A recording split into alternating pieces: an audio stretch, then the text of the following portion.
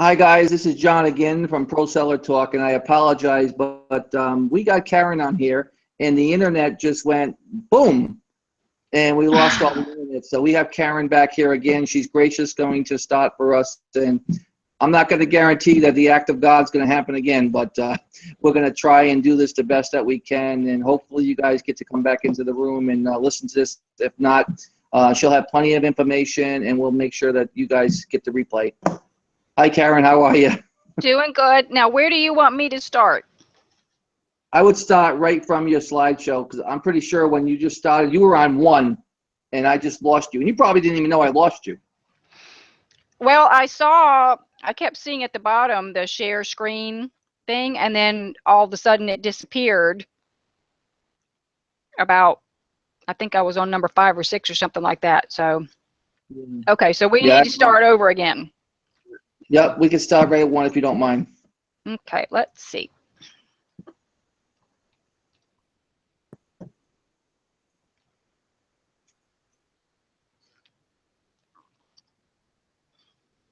I went back into Facebook too and changed the YouTube link because I had to change it so that they know about it.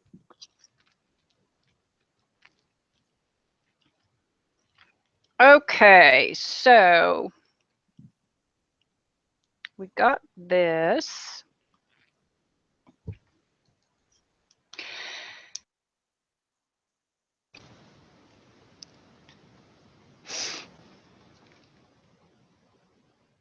Okay.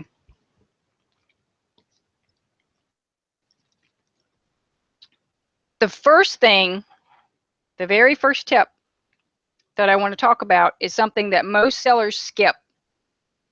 It really can mess them up. They think, I don't need to worry about that. It's no big deal.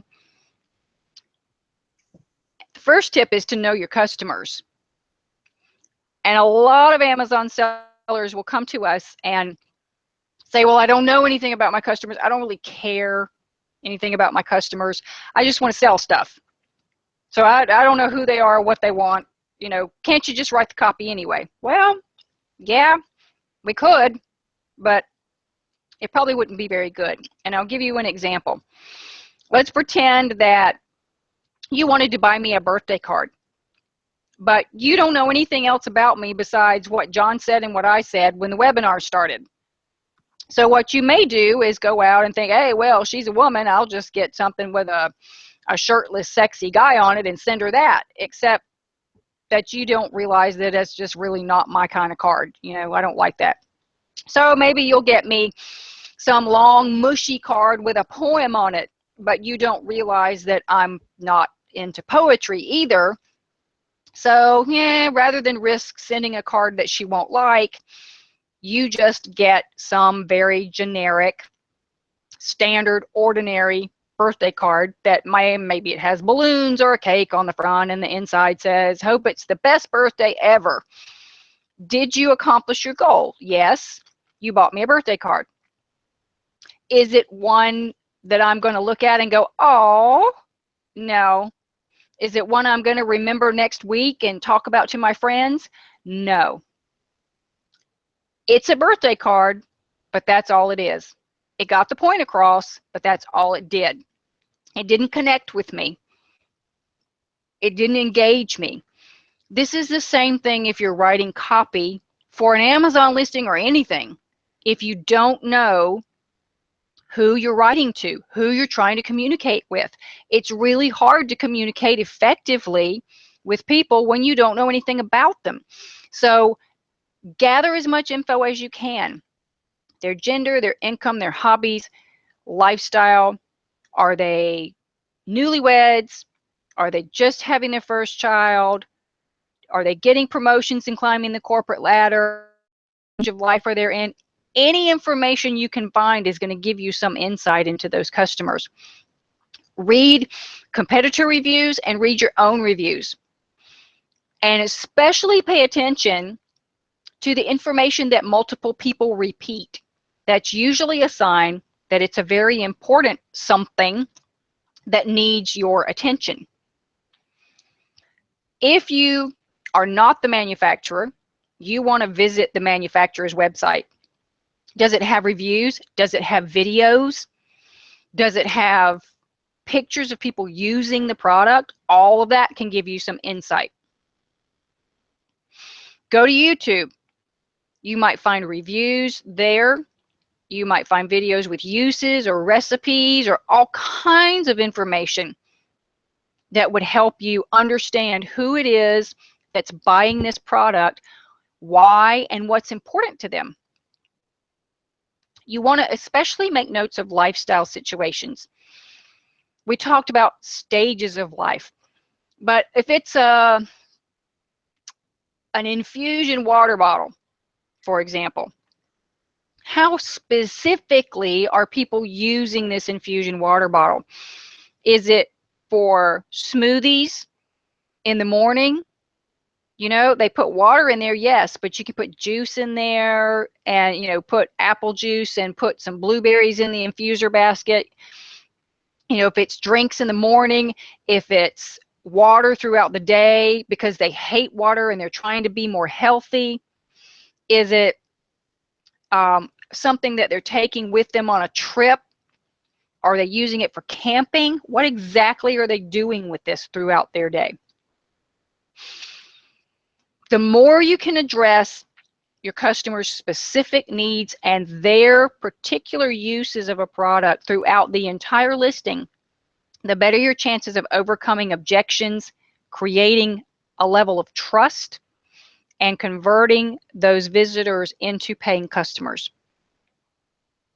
Number 2, I think a lot of Amazon sellers are also Amazon shoppers, but even if you're not, I encourage you to shop on Amazon every single day. This is going to give you an example of what your customers see and how they see it.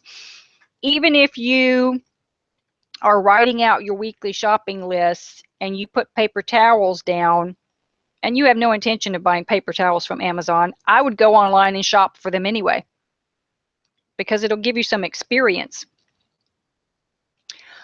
Shop on your computer, on your smartphone, using both a browser and also Amazon's app.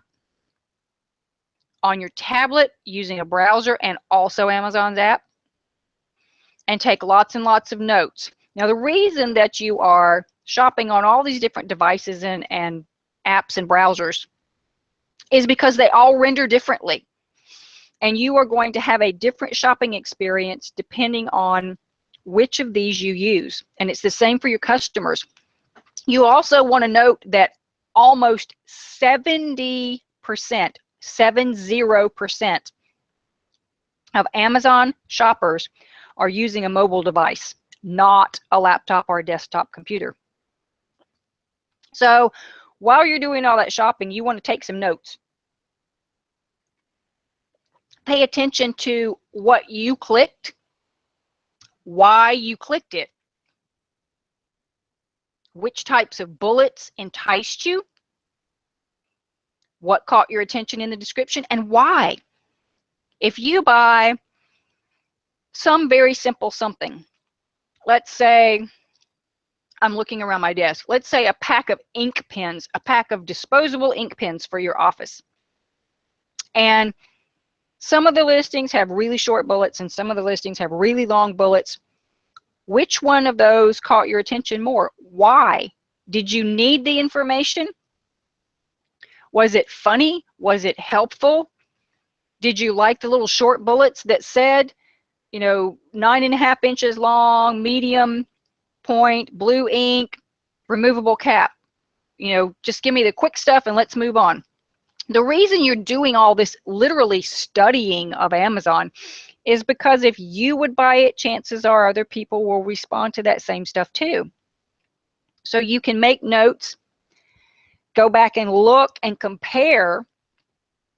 99% of the time, I liked this and I liked that. Now, granted, different people have different needs, but it's still going to give you a really good idea of what people are experiencing on Amazon. Tip number 3. Oh, this is so important. We get this all the time. We get sellers that come to us and say, my number one competitor uses exclamation points at the end of every sentence. And they have a #1 bestseller badge, and they're number 27 bestseller rank in that category. So we want every one of our sentences to end in an exclamation point. You may be laughing, but some things, just that simplistic, people will see, but it's not causality. The exclamation points are not what caused that listing to be the #1 bestseller. As a matter of fact, they may not be doing as well as you think they are, because you can only see what's on the surface. This happens constantly. The data on an Amazon page that is visible can so easily be artificially inflated, including the bestseller rank, the reviews, which we've all found out with the change of review policy, the new seller badges, the bestseller badges, all of this stuff. Huge discount codes, traded reviews, a lot of them are still there even though the policy changed. Launched campaigns that have fizzled out over time. Sponsored ads. Sales for $1 or $0. Amazon still counts it as a sale. You can have 250 $0 or $1 sales and get a bestseller badge. Just because you have that doesn't mean you're making any money. You would be shocked at how many sellers we see that have supreme stats on the page that other people can see. But when you look behind the curtain, they're either losing money or they're breaking even.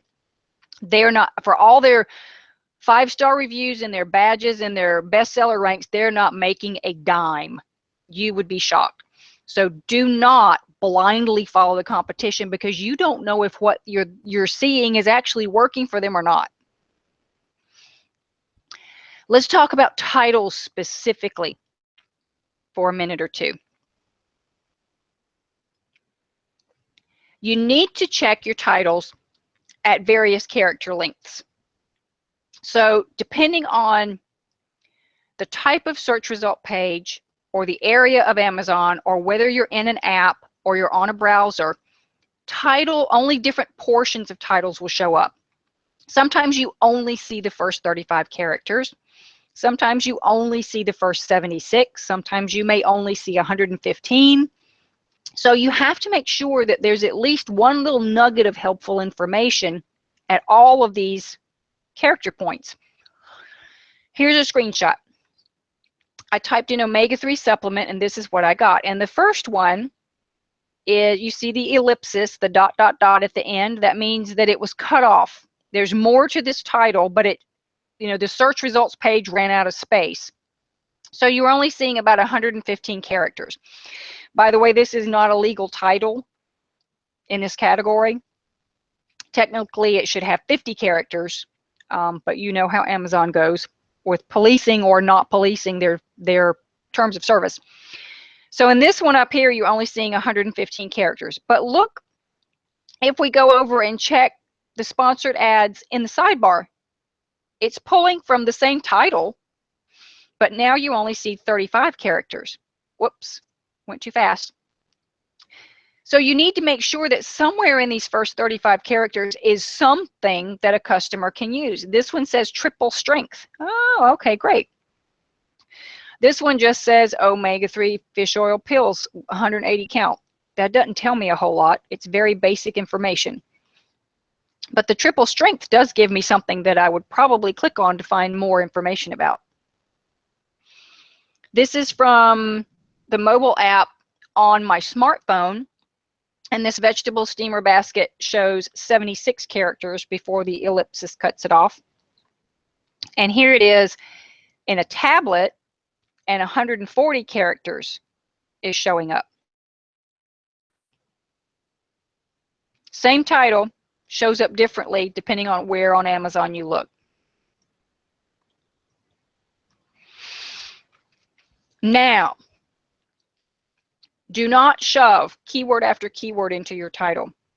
There are so many sellers that I see doing this, and it will not help your search rankings on Amazon to have keyword after keyword.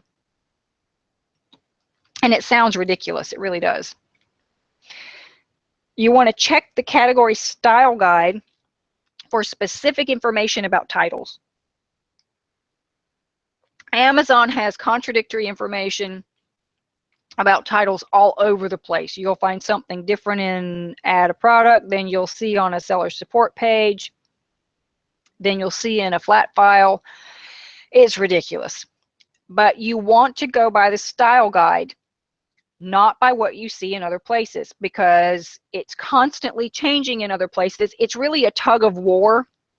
I have been working with a couple of people on an Amazon leadership team in the catalog department to try to get all of this stuff consistent throughout Amazon in every area. And we've been working on this for over a year. And they have confirmed to me that at Amazon, the left hand does not know what the right hand is doing. The catalog team makes changes, and then the technical team will go in and change it to something else. And it's a constant battle. But the style guides usually have the correct information. So you want to download that and use that.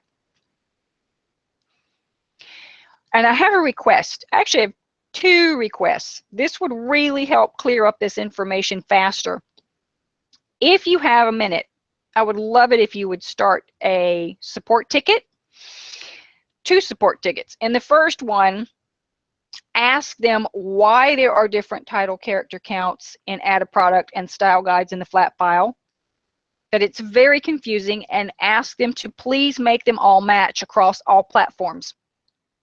And in this second seller support ticket, I would love it if you would ask them why so many categories say that it's all right to have a title count of 250 characters when Amazon's own title suppression rule suppresses listings from the search results if they have over 200 characters in the title.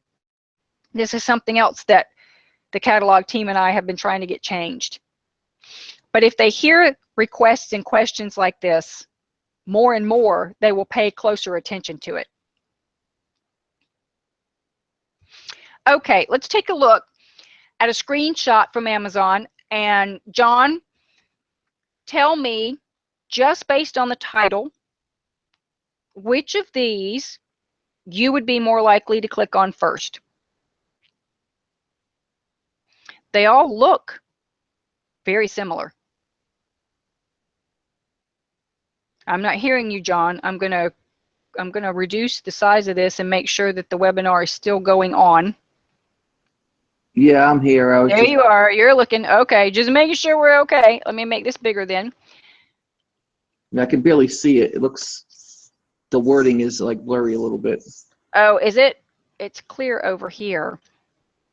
Well, if you can't see it, then I'll go ahead and tell you, just for me personally, the bottom one is just really very matter of fact. This is in the sports and outdoors category, which I think you can have 150 characters for a title. So he had more room than this. But it's just, it has a brand name in it too. Yeah. Yep, a lot of them do. Himmel outdoor travel camping multifunctional hammocks. Pretty basic information. It doesn't do a lot for me. Right. The second one is okay. Golden Eagle portable camping parachute silk single hammock, premium quality. Premium terms like premium quality don't do a whole lot for me. It's very vague. It doesn't really tell me anything. So that one's okay, but the one I would click on first is the top one. It gives me the most useful information, and I would be more likely to want to know more about that particular hammock versus the other 2, just me personally. But you can see 3 very similar products, all the same color, all have good ratings, relatively in the same price range, but they all have extremely different titles. So they come in all shapes and sizes. Yeah, I like the first one too. I thought the first one with the hanging ropes and stuff had a lot more clear information about it too. Yeah, I do too. Okay, so these are pretty good titles. Let's look at some that are not so good. we're going to actually pick on this box cutter a lot while we're together tonight because it's just not a good listing. Spring clearance sale, Vitabliss cheese grater, best box grater for cheese and vegetable, only one vegetable, comma, ginger. Spring clearance sale exclamation point is illegal. You cannot put in what Amazon refers to as subjective, or sometimes they call it marketing language. Vitabliss cheese grater, that's fine. Best, you're not supposed to use in a title. Box grater for cheese, it should be vegetables. There's a typo. Comma, ginger. Doesn't really say a lot. I mean, especially if you take out the spring clearance sale, it's like the hammock we said before. It is descriptive. It just doesn't tell me a lot. Here's another one. Remember I said do not shove keyword after keyword? Okay, take a big breath now. Elegiant nylon hammock, hanging mesh net, sleeping bed, swing, outdoor, camping, picnic, travel. That makes absolutely no sense whatsoever. All they did was just shove in keyword after keyword after keyword. It isn't helpful to the shopper because it makes no sense. So don't do that. That's just a silly way to do titles. Here are some other good titles. These are more hammocks. You could tell I was taking screenshots of the hammock page. Double camping hammock with tree straps and carabiners, lightweight, portable parachute nylon for backpacking. And it had some more in there that got cut off. That's a good one. Balance From, which is the brand name, lightweight portable nylon parachute hammock with 2 hammock tree straps and carrying case. Both of those are descriptive, informative, and would definitely cause me to click that listing and find out more. So what about feature bullets? Once somebody's seeing your title on the search results page and they click over to your Amazon product detail page, depending on which page layout they see and whether they're on mobile or whether they're not on mobile, they may or may not see the bullets first. So both the bullet points, the feature bullets, and the description have to work double time. I've had sellers that said, well, we don't really pay that much attention to the description because nobody reads it. Nobody's even going to see it. It's too far down on the page. Well, it may be down on the page if you're reading it from a computer, but if you're on a mobile device, actually it's reversed. The description comes up first and then the bullets are underneath it. So you have to do both and you have to do them well. Don't write vague statements. You need to be as specific as possible about the features and the benefits of your particular product. You do actually want to include features and benefits. I've seen bullets that had nothing whatsoever to do with the product at all. They mention sales that they're having. They talk about how many reviews they've got. They talk about the company and the company's mission and the company history. And they don't say a word about the product. You need to actually talk about the product in the bullets. What I like to do when we're talking about features and benefits, and in case you are new to this and you don't know, a feature is usually a physical attribute of the product. And the benefit explains why that attribute is important. You can use the so what method. If you look at a feature, maybe if it's a desktop calculator, or well, better yet, if it's a telephone handset and it has a lighted keypad, okay, that's a feature. It's part of the physical makeup of the telephone. So what? Why would I care if it had a lighted keypad? Because you can see in dim light or even in the dark. If something happens when you're watching TV and you have the lights out and it's only the flicker from the TV screen, you don't want to be fumbling to answer the phone, or if you need to call someone to try to find the dial pad. So there are reasons for this, and the so what question gives you that benefit. The length is going to depend on the category and some other things, but we at Marketing Words typically recommend between 150 to 200 characters per bullet. There are exceptions to every rule, and some categories even have a 100 character limit per bullet, but generally speaking, we're going for 150 to 200. Tip number 8, appeal to your customers. You want to overcome objectives. So if, for example, other types of products, other models of products have had issues before, you can explain why yours is superior to those that people have tried in the past that were flawed. Help people understand that they're going to get something that isn't rough on their lips, or that doesn't die after 3 uses, or doesn't suck up so many batteries. You know, it's more efficient with the battery power, or whatever the prior problems were. And you find this out. We talked about reading reviews. You find a lot of this out by reading reviews. You can incorporate lifestyle uses to make bullet points more personal, like we talked about before with the infusion water bottle. How are they using it? When are they using it? And why are they using it? Some people just want to be able to stay hydrated. Others are trying to improve their health by drinking more water, infused water. So all of this is important. You can address your audience by segment. We talked before about athletic shoes as an example. Some people buy athletic shoes just because they look good. Other people have foot problems, and they buy them because athletic shoes have excellent support. Some other people buy them because they actually want to work out in them. But not everybody buying athletic shoes is an athlete.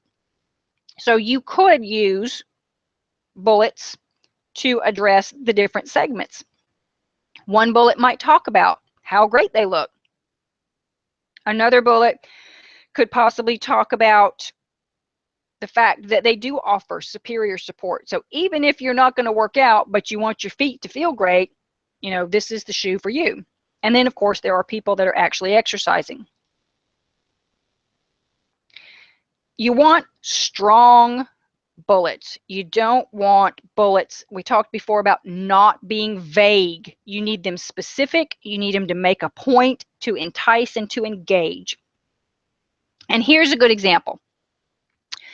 Free recipe ebook and how-to videos will make you a kitchen rock star who whips up fun and tasty vegetables, desserts, and garnishes everyone will love, even the kids. You'll love how easy it is to use.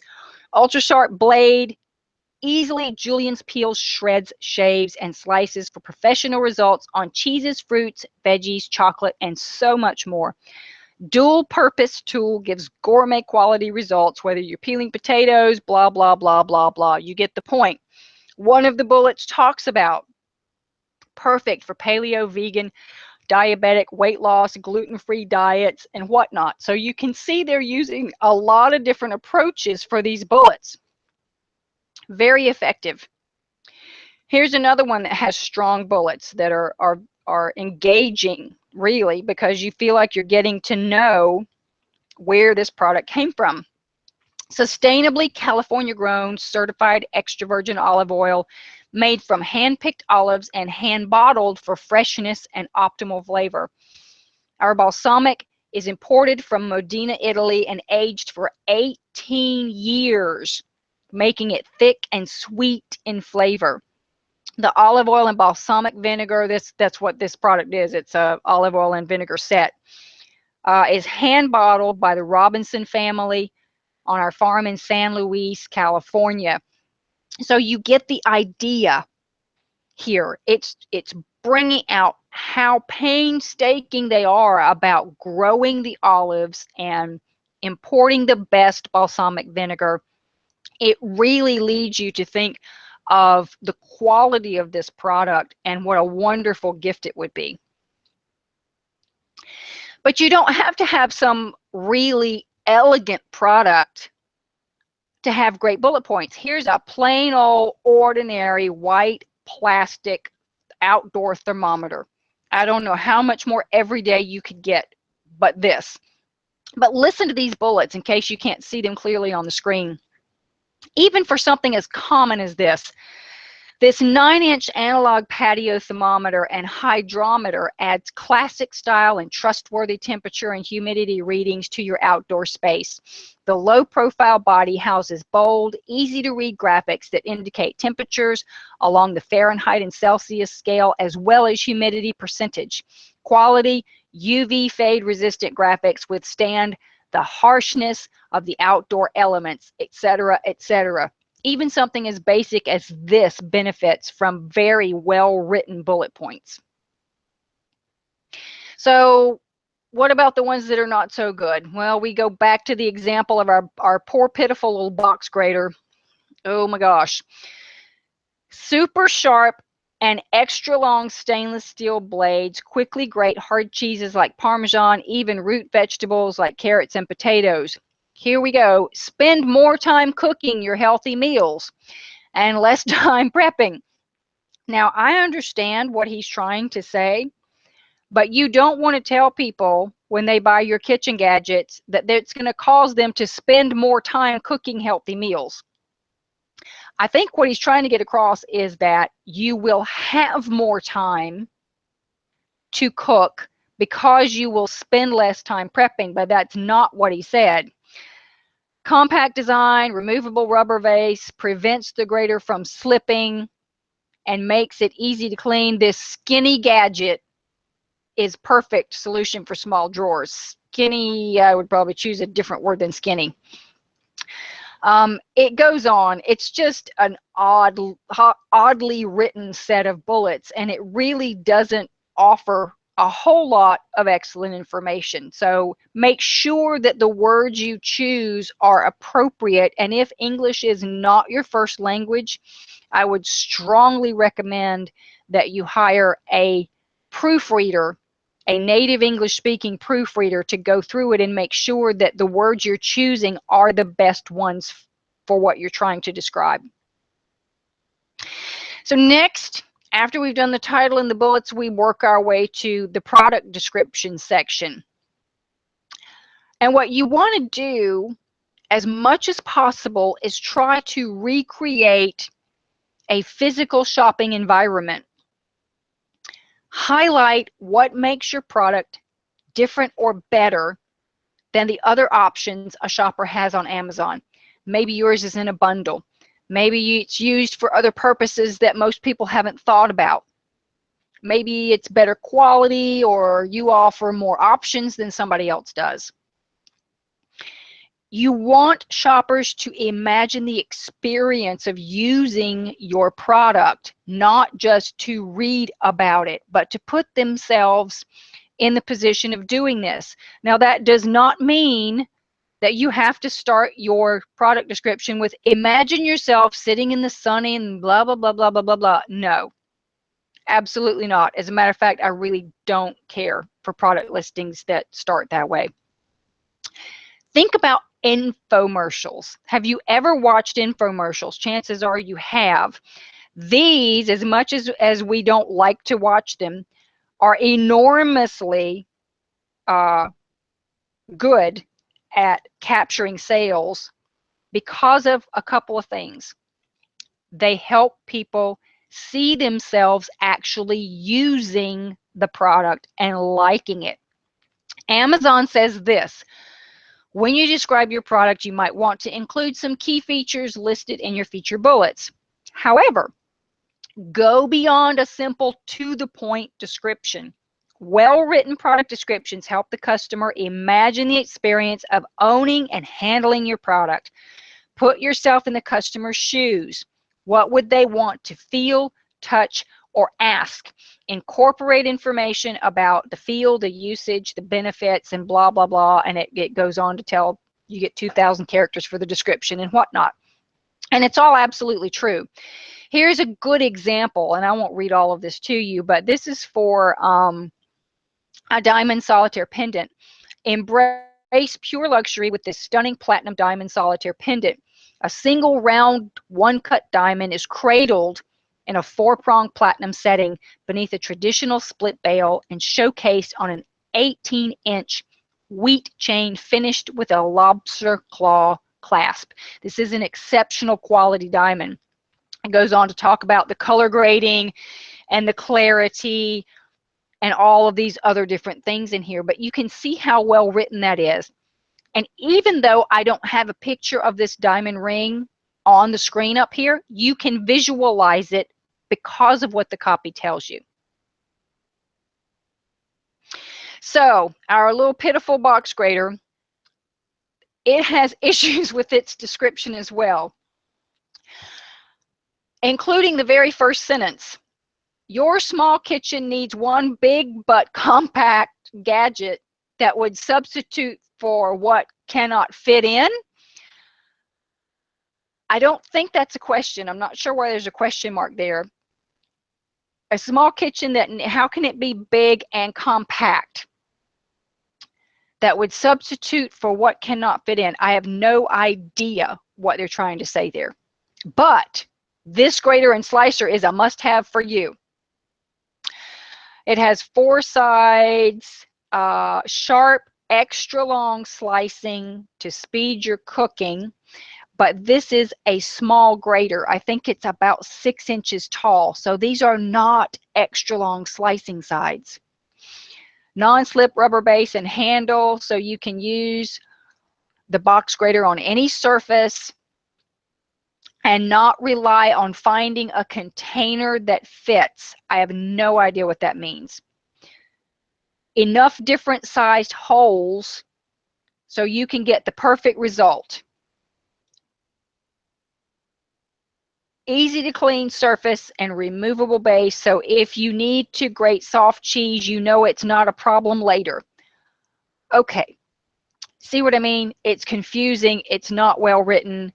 They're trying to give good information, but it's just not working out. Lastly, you need keywords. You need them in your copy, you need them in your search terms. They need to be relevant. So let me give you some tips. Tip number 10, know what can get you into trouble when it comes to search terms. Do not provide inaccurate or misleading information. And Amazon said this includes competitor brand names. If you have, one of those foot pedicure tools, the electric tools that are like an Amapay type of tool, and yours is not Amapay brand, it's a competing brand that's selling against Amapay, you cannot put their brand name in your search terms. It's against Amazon's rules of service. They find it misleading. They even go so far to say that if you do this, your listing will be removed and your account will be suspended if you're caught. So not worth the risk. We talked about the titles not including subjective claims, such as new, on sale, available now, amazing, things of this nature. Those are not allowed. People don't realize, but the search terms that you put into your listing are suggestions. Amazon says very clearly that they reserve the right not to use any or all of the supply words, keywords that you put in. Some of them, the reasons may be search computational efficiency, meaning that it doesn't work well with their algorithm. Potential manipulation of the search results, irrelevant search terms, offensive terms, illegal terms. So just because you put them in the search term fields doesn't mean Amazon will allow them to impact your listing at all.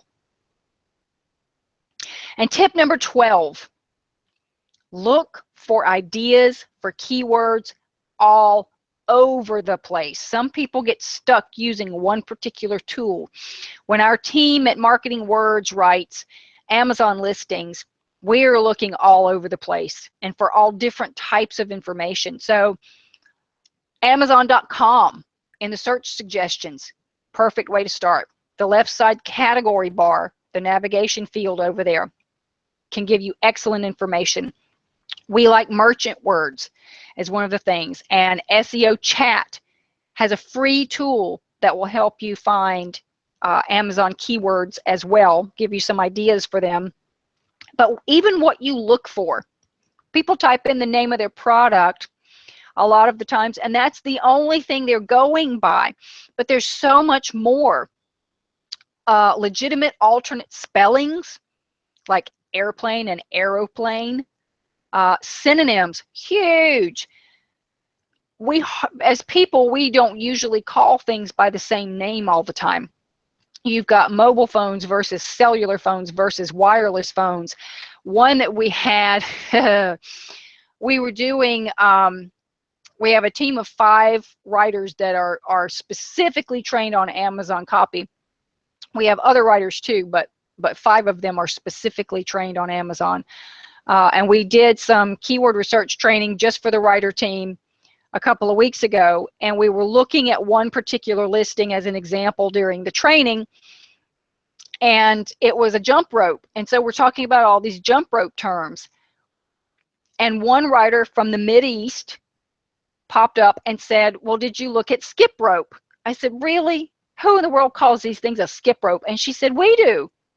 In this part of the country, that's what it's called. We had no idea about regional differences, and it turned out to be the #1 keyword for the product that we were using as our example. So look into that too, regional differences, if you know about any. Product features make great keywords. Who's using it? The target audience can make a great set of keywords. Different colors might be good keywords, materials, flavors, gift occasions. Gifts are huge, huge business. So look for those. Broad associations, if you're running, I know I said keep them all very, very relevant. But if there are things like accessories or gadgets that work in well with the keywords you're using, you might want to include those. And then different uses. Is it for hiking, for washing cars, for storing eggs in the refrigerator? You know, whatever it's used for most commonly, those could also potentially make for excellent keywords. So spread out and do a lot of research. You'll find that once you start looking for these things, it's sort of like following Alice down the rabbit hole. You just keep clicking on one thing that leads you to another, that leads you to another, and before you know it, you've got a whole lot of keywords. So great suggestions there that you can use right away to expand how many search terms you find. And those are our 12 tips. All of these, like I said, have come from an ebook I wrote couple of years ago, actually, called Amazon Advantage: Product Listing Strategies to Boost Your Sales. And it has been updated regularly over the years as Amazon's terms of service and policies and whatnot have changed. But it's going to give you time-tested methods for making your product stand out in the crowd. It's going to show you how to make more sales and potentially do that at a higher price point. Capturing the attention with titles. It goes deeper than we had time to go into today about precisely how to implement the methods that we've talked about. You also, in addition to the ebook, get a set of cheat sheets and worksheets that help you cover all the bases so you don't forget anything. And you'll see the actual process that our team at Marketing Words uses when we're creating a keyword list that can seriously drive more qualified traffic. And I want you to have a $10 off coupon for this. So if you'll use the code JOHN20, all lowercase, no spaces, JOHN20, and you go to the prosellertalk.com link that you see at the bottom, prosellertalk.com, and enter the coupon code JOHN20, you will save $10 on the Amazon Advantage ebook. I really want you to get that because it will really change the way that you go about writing your product listings and doing your keyword research. So I hope you find that useful and you'll take advantage of that. John, do we have any questions? Are you still with me?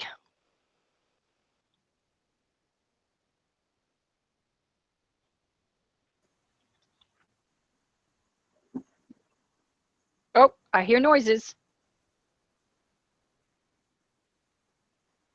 I'm still here. You still here? Okay. Do we have any questions? Looking, I think that internet connection thing may have messed some people up here, but I'm sure we'll get questions after the fact. I had to reboot that whole thing, so that kind of, if I'm watching a webinar and something like that happens, I don't usually come back to it right away because I'm thinking, oh, something must have happened. So, I'm not seeing anything right now. If you guys have any questions, please post them in the chat, and I'll make sure that I get them over to Karen, and we'll get them answered for you either now or, like I said, after. I'll make sure that I get the questions over to her, and she'll get them answered for you. Wonderful. That sounds good.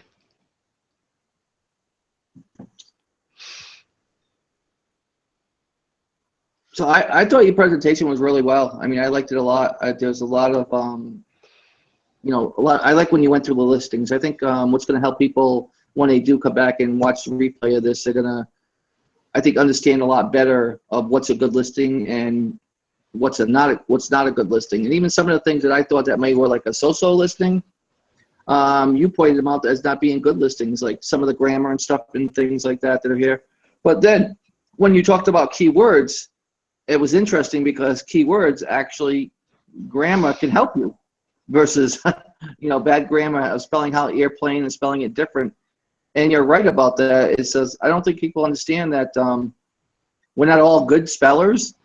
And some of us search for things the way that we think it should be spelled. And those are the ones where you're going to actually capture an audience that is not getting captured by a lot of buyers because they're not looking at the misspelled type things and those type of opportunities to be able to use those as keywords. Do you agree with that?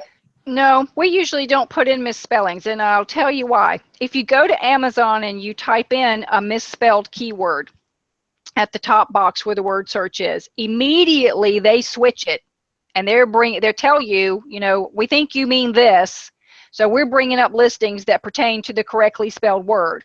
And there is this little link that said if you really meant that you wanted to see the misspelled listings, you can see them, but you got to click this tiny little link that's over here on the right hand side of the page. Right. And most people don't even see that tiny link. So you can put the misspellings into your search terms, but because Amazon does such an awesome job of fixing it before it even shows those results, chances are they're not going to do you a lot of good. Yeah, it's different than eBay. eBay, unless I haven't looked at eBay in a while, but eBay before, misspelled words were a great way for you to actually, get exposure for your items versus regular spelled words. It was like a little niche.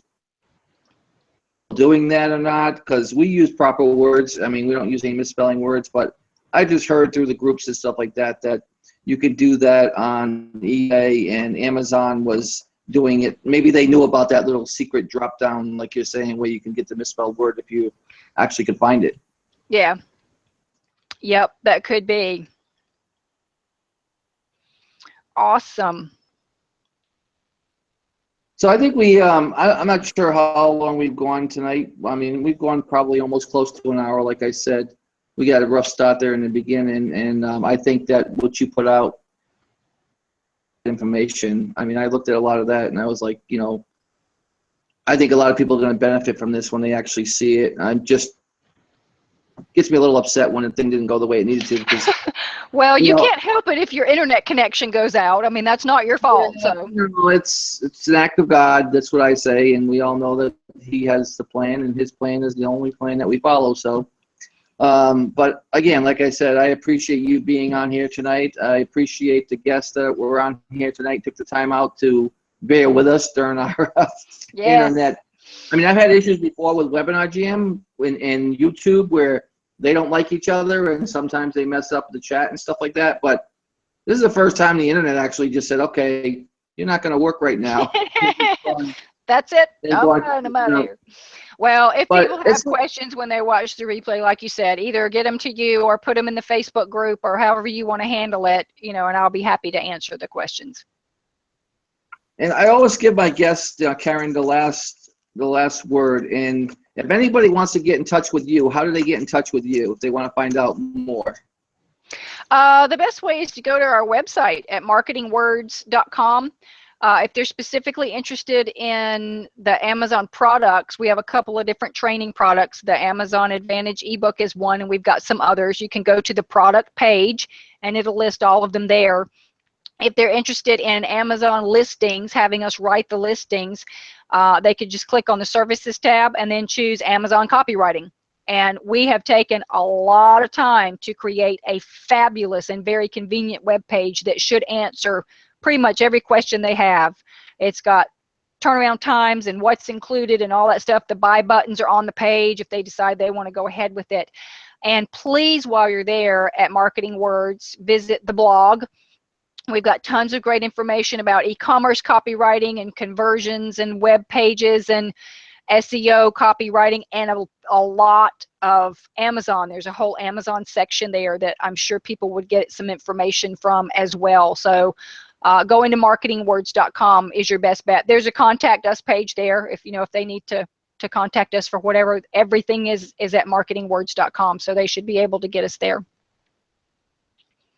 So if somebody doesn't want to do the listings themselves, you actually offer a service where you actually now, do they have to give you seller permission to do that, or you just do the copywriting for them for their listings, and then they take what you write and put it into their listings? Right. Yeah. We deliver everything in a Word document, so they can just copy and paste. We don't log into anybody's accounts.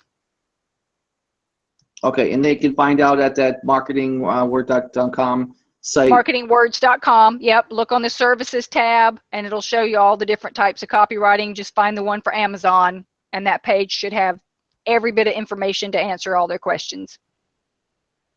That's great. I think that's an awesome service, especially, I teach people all the time that, if someone else can do it for you and you can outsource it, it just allows you to do the other things that you're good at, like finding product and doing those type of things, and let the people like Karen who specialize in the copywriting stuff and let them do the writing. I might be looking into the service now myself. I mean, we do a tremendous amount of business on Amazon, but we don't always have the time to look at our listings and create them the way they need to. And if there's somebody out there like you that's doing that, I think that's a great service. And I bet that your conversion rate is a lot higher using your service than it would be if they didn't use it.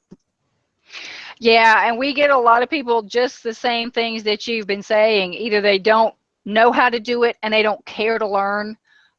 They've tried it before and it's just not their thing. They know how to do it and they know how to do a good job, but they don't have time anymore because they've got so much going on. All of that is are good reasons for people to come to us. But it's the same with me. I can't stand techie stuff.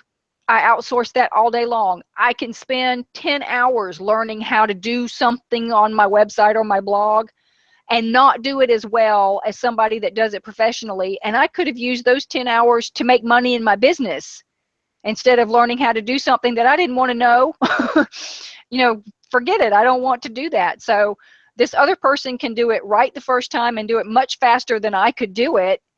And I can go about my business of making money while they're taking care of the things. Accounting is another thing. I hate techie things and accounting things. All that drives me crazy.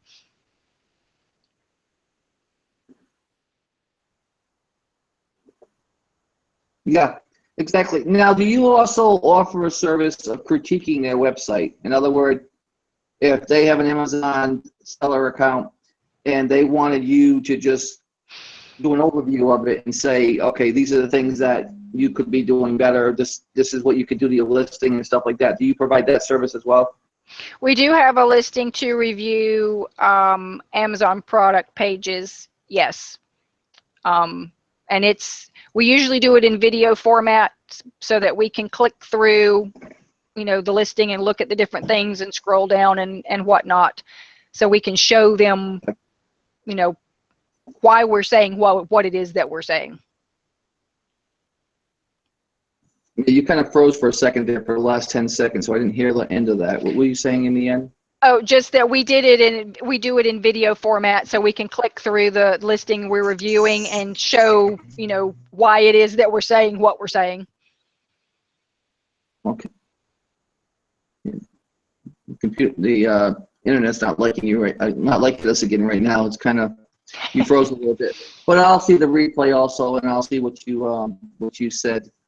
But I think that service alone is a valuable service for new sellers coming on, for even seasoned sellers that want to just get better at what they're doing and make their listings the best, quality listings that they can possibly make, especially with the competition levels that are out there now, and with all the people that are jumping on Amazon, new sellers and seasoned sellers that are going through Amazon's brand restrictions, and Amazon's not allowing you to store even one item anymore. Like, you could store items before. Now Amazon doesn't want you to store even one item for a very long time, or as far as that long-term storage, they want it out. So there's just a lot of different things that are happening with the Amazon platform. And I always tell people, and what you do, I always tell people that don't put all your eggs in one basket. Amazon is just one platform, but that's all it is a platform.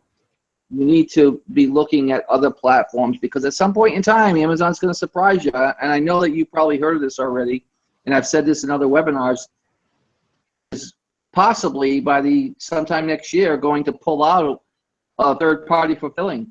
They just did not make any money in third-party fulfilling for eBay and other websites. And if they're not making money at something, they're not going to do it. So they contemplated doing it in fourth quarter this year, which probably would have been suicide to them. But they're just not a big fan right now of having people send their items into Amazon and fulfill them for eBay or Walmart or Jet or any of those platforms, because it's not profitable for them. They actually went down from this year from the year before. Did you hear that also? No, I haven't heard that. Yeah, they had one of the groups, and I think we're talking about it, one of the major groups out there. And actually, there was an article that was printed out from Web Retailer, one of those places that put it out there, talking about what Amazon said, and that they're contemplating whether or not they want to keep their third-party fulfilling for other platforms. They're still going to fulfill for their own FBA. Right. But not wanting to, because it's not a profitable thing for them to fulfill for eBay and Sears and all these other platforms that are out there, that their merchant fulfilled side of their business they're not a big fan of it right now. So don't be surprised if we see, next year they actually do something that they're concerned with. And that's what Amazon's all about. Amazon is we've all learned over the years, Amazon, it's their sandlot, their rules. They do what they want, when they want, to whoever they want. Absolutely. Absolutely. Well, I mean, it's like you said, it's their sandbox, it's their business. So it's their option. We're just guests playing at their party. And if they decide to change the rules, that's their option. It's the same with Google years ago, when Google went on the animal binge and they started with panda and penguin and pigeon and, all these other things that they were doing. And one day, they would flip a switch on the algorithm, and all these people that their entire web business depended on traffic from the rankings they were getting on Google. They hadn't paid any attention to building an email list. They hadn't built a social media presence. They, hadn't come up with any other platforms or funnels to drive business into and communication out of their businesses. It was all dependent on Google. So when Google flipped that switch, it turned their business off. It just shut them down completely. They got no traffic to their website, and then they were scrambling, trying to make up time for doing things that they should have been doing all along. So it's the same with Amazon. They could legitimately, like you said, they can put an end to third-party fulfillments for other platforms, not the FBA, but the other platforms. They could end FBA if they chose to. And people that have their entire business wrapped up in Amazon FBA and don't have any other place to sell would be in a world of hurt if they decided to do that at some point.